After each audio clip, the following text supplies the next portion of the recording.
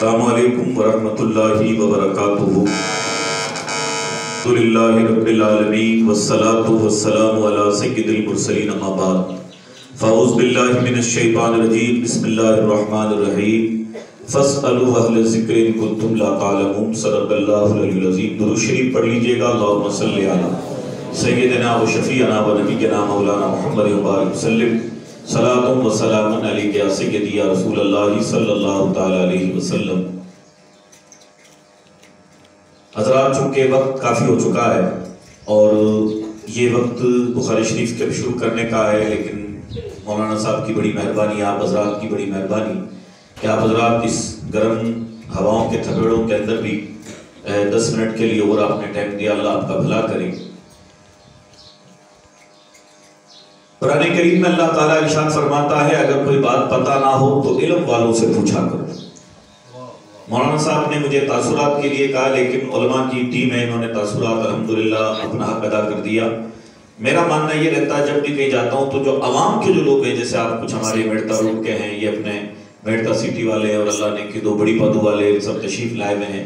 میری گفتگو آپ سے ہے. علماء کرام کو بھی قاری صاحب مفتی صاحب بخاری شریف شروع کروائیں گے اور یہاں کے بچوں کو ڈیلی مولانا ارباب علی صاحب اور مدرسین ڈیلی باتیں بتاتے رہتے ہیں.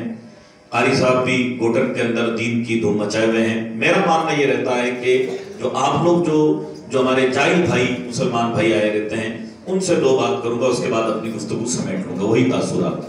اس کے لیے ایک مرتبہ درود شریف پڑھ لیجیے حضرات. صلی اللہ علیہ محمد صلی اللہ علیہ وسلم. صلاۃ و سلام علیک یا رسول اللہ.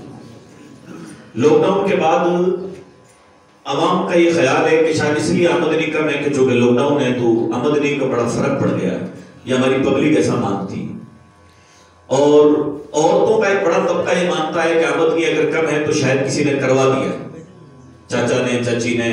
عموماً عورتیں اس معاملے میں اللہ کا شکر ہے مردوں کو شکار نہیں کرتی، عورتوں کا ہی نام لیتی ہیں کہ میری بوا نے یا میری جیٹھانی نے یا ساسو نے کروا دیا ہے. اللہ نے اس معاملے میں مردوں کو بچایا.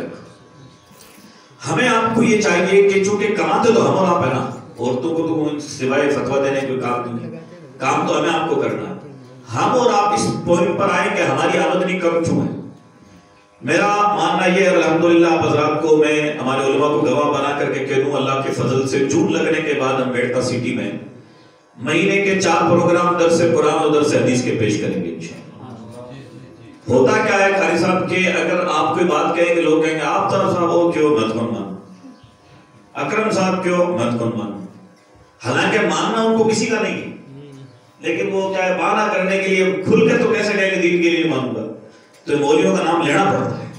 جو مولوی ہوتے ہیں بیچارے یتیم فقیر، ان کا کوئی حمایت تو ہوتا نہیں ہے. تو جس کو پادو میں دین کو نہیں ماننا وہ کہے گا میں مولانا اس کی صابر صاحب کی نہیں مانتا. جس کو میڑتے میں دین نہیں ماننا وہ کہے گا میں اکرم صاحب کی نہیں مانتا. جس کو گوٹر میں دین نہیں ماننا وہ کہے گا میں آفتاب صاحب کی نہیں مانتا. جس کو روڈ میں نہیں ماننا وہ کہے گا مولانا ارباب علی صاحب کی نہیں مانتا. یہ ہماری پبلک کا وہ جھانسا ہے جو ہمیں تو پتا ہے، لیکن پبلک کو غلط فہمی کرنا معلوم نہیں ہے. ہمیں کہنا پتا ہے.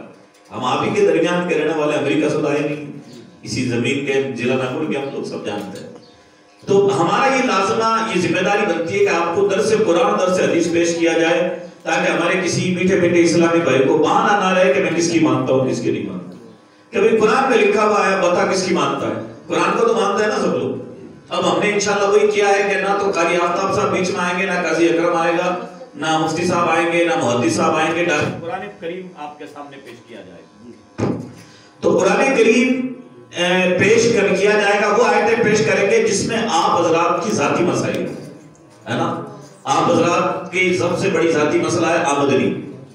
آمدنی کو لے کر کے، اور یاد رکھیں مسلمانوں بات لمبی نہ ہو جائے، میں آپ کو ایک بات بتا دوں، آپ کو تعجب تو ہوگا لیکن میں آپ کو ایک زمینی حقیقت بتاتا ہوں. دل سے نماز روزہ حج و زکوٰۃ کی پابندی وہ کرے گا جس کے پاس پیسے ہوں. جس بندے کے پاس پیسے نہیں ہیں اس کو 1000 روپے کمانے، وہ کس بات کے دل سے نماز پڑھے گا. ہماری یہ کمی ہے تبلیغ کرنے والوں کی کہ ہم دھوپ میں اس کو پکڑ کے کہتے ہیں نماز پڑھا کر. وہ کس بات کی نماز پڑھے گا؟ وہ تو آدھا کلو آٹے کو جانتا ہے، وہ نہیں جانتا دین کیا ہوتا ہے. اس کا طریقہ کار یہ ہے کہ درس قرآن اور درس حدیث سے ڈائریکٹ نماز چھوڑنے پر جو عذاب ہے وہ بتایا جائے. نماز چھوڑنے والے کی کیا سزائیں ہیں وہ بتائی جائیں تاکہ کوئی یہ نہ کہہ پائے کہ میں فلاں مولانا صاحب کا فہم نہیں، میں ان کو نہیں مانتا ہوں، سب کے ساتھ اللہ رسول کو مانتے ہیں الحمدللہ۔ لہذا اللہ رسول کی بات ڈائریکٹ آپ تک آنی ضروری ہے۔ آئیے آمدنی کے اوپر میں بات کر کے اپنی بات ختم کر دیتا ہوں۔ آمدنی کو لے کر کے اللہ تعالیٰ نے قرآن کریم میں ایک بات ارشاد فرمائی، فرماتا وَمَنْ أَعْرَضَ عَنْ ذِكْرِي فَإِنَّ لَهُ مَعِيشَةً ضَنْكَ۔ یہ 16ویں پارے میں سورہ طٰہٰ میں اللہ کا فرمان۔ کیا مطلب اس آیت کا؟ اللہ فرماتا ہے جو میرے ذکر سے منہ موڑ لیتا ہے، اور آپ کے نالج کے لیے کہہ دوں کہ جب قرآن و حدیث میں لفظ ذکر آتا ہے اس کا معنی اول ہوتا ہے نماز، بعد میں دوسرے معنی ہوتے ہیں اوراد و وظائف عبادت ہے نا، عموماً اس کا معنی اول نماز ہوتا ہے۔ اس کا قرینہ یہ ہے کہ امام احمد رضا فاضل بریلوی رضی اللہ تعالیٰ عنہ نے بھی اور ان کے والد علامہ نقی نے بھی اپنی کتابوں میں لکھا کہ فرائض نماز چھوڑ کر کوئی اوراد و وظائف کرتا ہے تو آپ برداشت کرنے کی تھوڑا مادہ پیدا کریں۔ بیوقوفی لکھا ہے کتابوں بزرگوں نے کہ بیوقوفی ہے صاحب، آپ کو لگتا ہوگا بڑی تسبیحیں گھما لیا، ہزارہ گھما لیا ہم نے، اگر آپ فرض نماز جان بوجھ کے چھوڑتے ہیں تو آپ کی وہ نوافل قبول نہیں ہے جن کے چکر میں آپ پڑے ہوئے ہیں۔ لہذا نماز کے تعلق سے اللہ کا ارشاد یوں ہے، اور دیگر یاد الہی سے متعلق بھی کہ وَمَنْ أَعْرَضَ عَنْ ذِكْرِي فَإِنَّ لَهُ مَعِيشَةً ضَنْكَ۔ جو اللہ کے یاد سے منہ موڑ لیتا ہے اللہ اس کے رزق کو تنگ کر دیتا ہے۔ اب بتاؤ اللہ رزق تنگ کر دے، قاضی صاحب کے ابا میں طاقت ہے آپ کا رزق بڑھوا دے تعویذوں سے، اور اگر ہمارے تعویذوں میں دم ہوتا نا تو میں تو رمضان میں چندہ لینے نہیں جاتا کہیں پر، میں تو میرے گھر پہ تعویذ کرتا میرا چندہ ہو جاتا۔ لیکن یہاں سے لے کر پالی تک روزے کے حالت میں چندہ کرنے اس لیے جانا پڑتا ہے کہ تعویذ جب کام کرتا ہے جب خود بھی عمل کرتا ہے۔ لہذا اللہ کا فرمان کہ اس کی روزی تک ہو جاتی ہے۔ اس مسئلے پر پھر آپ کی طرف لوٹ آتا ہوں میرے عوامی بھائیوں کی طرف کہ بعض عوام کو بڑی غلط فہمی ہے کہ ہمارا غریبی کا جو ہے معاذ اللہ شاید امتحان ہو رہا ہے۔ ایسا نہیں ہے، امتحان ہوتا تھا ابو ذر غفاری کا، آپ کا عذاب ہے آپ نماز نہیں پڑھتے اس لیے آپ غریب ہیں۔ لوگوں کو یہ بڑی غلط فہمی ہوتی ہے ہماری عوامی بھائیوں میں، اور کہتے بھی ہیں ہوٹلوں پر بیٹھ کر کاٹے غریب آن تو کہیں ہے جنت میں انشاءاللہ حضور پاک نے صدقوں میں یاد ہو جائے، کہیں ہو جائے۔ کس کتاب میں لکھا ہوا ہے اگر اپنے گناہوں سے غریب ہو تو وہاں میدان محشر میں کام نہیں ہونا۔ یہ بڑی ذمہ داری سے بات کر رہا ہوں میں آپ کے سامنے۔ آپ لوگوں میں بڑی بیماری ہے یہ، آپ سوچتے ہیں یہاں تو چلو نکم ہے، یاد رکھو یہاں سیٹل ہو گئے تو وہاں سیٹل ہو گئے۔ ربنا آتنا فی الدنیا حسنہ کا کیا مفہوم ہوا؟ اے اللہ ہمیں اچھی لائف عطا فرما، اچھی آخرت عطا فرما۔ یہاں جناب حال یہ ہے کہ بجلی کے بل نہیں بھرے ہوئے، بچوں کے فیس ادا کرنے میں موت آ رہی ہے، ماں بیمار پڑی ہے، اوپر سے ترپال میں سے پانی برس رہا ہے، جنت کے خواب دیکھ رہے ہو۔ پہلے یہاں ٹھیک کرو گھروں کو، دکان کو، آمدنی کو، بچوں کی فیس کو، پھر انشاءاللہ آخرت بھی بہتر ہوگی۔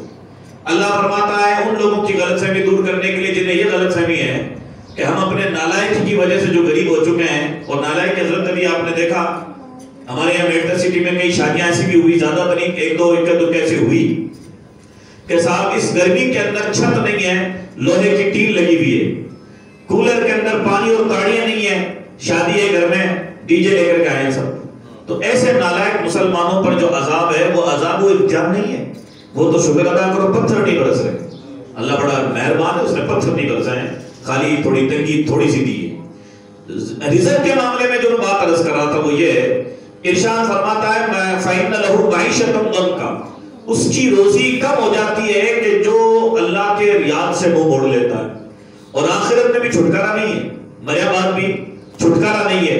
فرماتا وَنَحْشُرُهُ يَوْمَ الْقِيَامَةِ أَعْمَى، میدان محشر میں اس کا حشر ایسے ہوگا کہ وہ اندھا اٹھایا جائے گا۔ قرآن کریم میں تو یہ ہے۔ اب آپ چاہتے ہو ملا جی آئے تو مجھے کہے نہیں نہیں نہیں آپ سب جنت میں جاؤ گے، وہ باتیں ہم سے نہیں ہوگی کیونکہ یہ دارالعلوم ہے۔ ہاں اگر کوئی عرس ہوتا نا تو عرس میں تو ہو سکتا ہے تھوڑی ٹکٹ بانٹ دیتے کیونکہ وہ آپ آتی اسی لیے ہو، یہ عرس ہے نہیں، یہ ہے کلاس، اور یہاں کتاب کی بات ہو سکتی ہے۔